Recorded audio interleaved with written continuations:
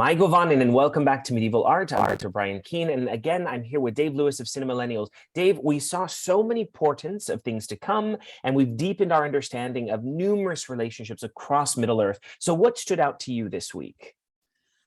The thing that stood out to me the most is the theme of fathers and their legacies and how their legacies affect their sons or daughters.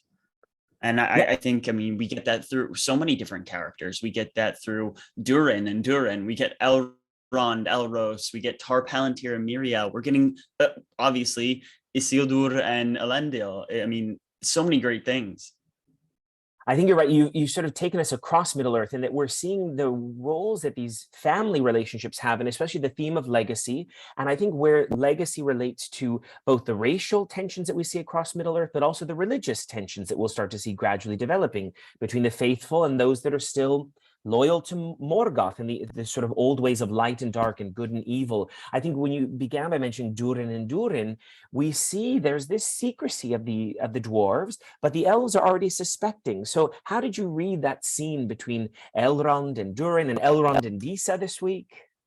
I think they're trying to have that that the popular culture belief of, the idea of the elves versus the dwarves kind of sizzling underneath there. But I also think that there could be an even greater force behind these two meeting together, with the idea of Celebrimbor and how he's kind of pushing Elrond to go deeper, to delve deeper, if you will, into the minds of Moria and see what's going on there.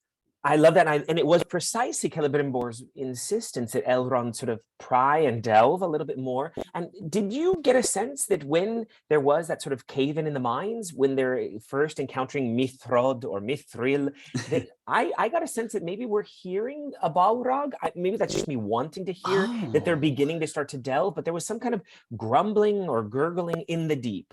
And with Disa's sort of spiritual, musical, prayer to the mountain, that was one of the most moving moments. But I just kept thinking, is this their gradual downfall? Just as we're gradually seeing the downfall of Númenor, and we're gradually seeing the downfall of the Southlands. I mean, was there anything else that I may have missed or that you picked up on in those mines or elsewhere? no, I think you're absolutely correct on that.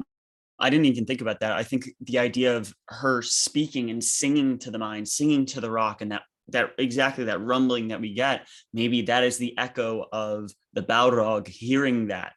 Maybe there are a couple other things. I mean, talking about spirituality and downfall, I think looking at Isildur, who is talking to Isildur? Is it a Valar? Is it a Maya? Is it maybe, Sauron is a changeling? Maybe he can change his spirit and his voice as well, pushing him towards the west, the true Númenor, the true west of Arda as a whole.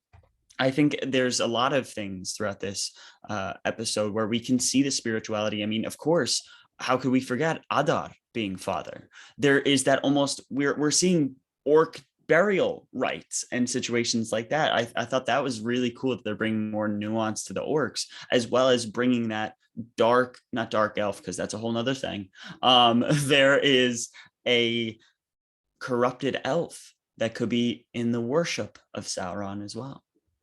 Yeah, I think the Adar character is one that I'm going to want to see develop even further. The way that he's referred to as Lord Father by the orcs, that really touching moment where I sensed some emotion in him even before he sort of passes the orc on to the next life. But he mentions a childhood and being familiar with Beleriand and familiar with the river, the mouth of the river that Arondir speaks of. So there are some aspects of his character that are still puzzling to me, and I don't have him fully worked out yet. I know all the fan theories are out there, but I'm leaving it wide open. If we shift back then, because I love your theme about fathers and legacies, I was grateful that we finally glimpsed Tar Palantir, and I was convinced after last week that we would have seen him in a Palantiri, one of the lost seeing stones, but in fact Right. seeing him in the bed and then opening his eyes at that moment when Nimlot was shedding her leaves. I mean, how did you read that relationship between Tar Palantir and Miriel, and then even Galadriel and her relationship to the Númenóreans?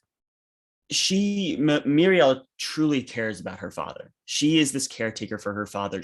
You can tell that she's being held back about what she really wants to do. She's very conflicted throughout the whole thing. I mean, when we were going up to the scene behind me, she's very, very conflicted. She has this deep love for her father, and but she also at the same time, what does she say? Faith something along the lines of faith cannot hang on a kingdom cannot hang on faith alone, or something like that. And that to me is going to be an interesting concept for her as a character, and her relationship to Pharazôn, and how we're going to go forward with that. I think there is a deep spirituality within these episodes that we're not exactly getting. Yes, they're being mentioned, but that's so Tolkienian of it itself. Well, and even with Pharazôn, we have his relationship with his newly invented son Kemen, which reminds me a Yes. little bit of other relationships we've seen in Gondor later in the Peter Jackson trilogies, but also in that really pivotal scene before Galadriel and Tarmiriel are looking into the Palantir. They're in a room surrounded by relics, and I think we've spoken about possibly Narsil off to your side, possibly a reference to Beren and Luthien. I think maybe I glimpsed the helmet of Dorlomin. I mean, there was a lot that was in this space, right? Yeah. Oh, I think I was unsure about the helmet of Dorlomin. I'd have to zoom in a little bit more, but I think you're exactly right. You saw the dragon on the helm.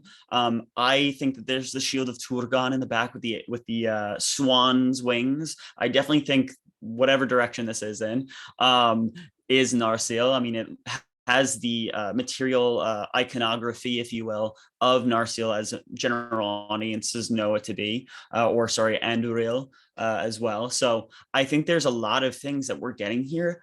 And, the idea of them having Amazon not having the rights to a lot of things, having the rights of the Lord of the Rings appendices and the Hobbit, I think they're not really fully disclosing what they actually have the rights to. I agree. I mean, when we hear the reference to Armenelos, a word that I'll have to go back to the appendices, but I don't remember encountering it. There's greater aspects of the lore that they're pulling from, and that's I think a really wonderful blessing for fans. Yeah. I love those touches because it draws us further into this world and reminds us how much Tolkien created over such a long period of time, Right. And it was something, as we've talked before a little bit about in terms of adaptations. This is yet another adaptation, and I'm feeling really great about where we're going. I think there's still a lot yet to behold. I wanted to dive back into one other father-son legacy that we've hinted at, but with Elrond and Elros, and then having Erendil, there have been so many hints about Erendil that link us all the way back to the Lord of the Rings that we know so well. Yes. Was there anything else that we can eke out from what we've heard so far? I think one of the best parts about this show is the intertextuality, and I think I talked about this before. We're getting a lot of self-referential things throughout the whole world, but Earendel is, I mean, one of the greatest people in the whole of the lore. And to get that fully formed emotional response from Elrond and saying, I wish I had my father with me. I still wish he was here, despite all of our, quabbles and, things like that. I wish he was still here, to feel that like half human, half, because a lot of people say about these shows that the elves don't feel human enough. That's where you're getting the half elven from here. And I think that's one of the best parts is, yes, they're not quote unquote canon or however you feel, but throughout Tolkien's whole history of writing these stories, they've all changed 100 billion times. So I think to get a more fully fleshed out character and personalized emotional idea of who these characters are is great. I agree with you. And I think in our last 30 seconds, one of the last details that just occurred to me as you're speaking is, of course, we can't forget fully about the people of the Southlands. And there was a moment when Bronwyn mentions Orodruin, and it's this fiery mountain, Mount Doom. And I think we've glimpsed Mount Doom before as a snow-capped peak. I'm really curious to see what happens in this land that we've only known as Shadow. Any other last thoughts about the Southlands before we end our time this week?